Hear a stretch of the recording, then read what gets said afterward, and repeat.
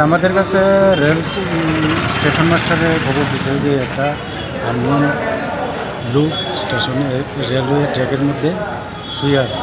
আমি সঙ্গে সঙ্গে গেলাম, যাই আসলে দেখি এর একটা হাত কাটা এবং ওই জায়গার পাবলিকে তারে নিয়ে সেটা সঙ্গে সঙ্গে আবানিয়া হসপিটালে ভর্তি করেছে। তারপরে হসপিটাল থেকে এবং জীবিত। আচ্ছা, এটা কি দুর্ঘটনা, যে এটা কি রেলের ধাক্কা এরকম হয়েছে নাকি?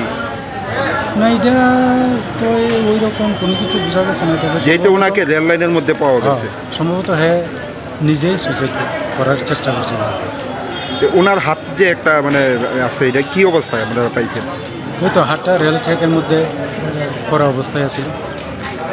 নাম পরিচয় পাওয়া গেছে কিছু? না, নাম পরিচয় এখনো পাই। বয়সটা কতই বা আনুমানিক? বয়সটা আনুমানিক 32-33। ঘটনাটা কোন জায়গা দিয়েছে? ঘটনা আগরতলা রেলওয়ে স্টেশনে 3 নম্বর ব্রিজের নিচে। এখন ওনার অবস্থা কীরকম? এখন তো কথা বলতে পারে।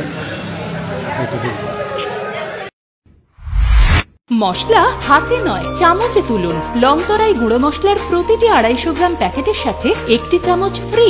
লংতরাই গুঁড়ো মশলা, রান্নায় তোমাকে চাই।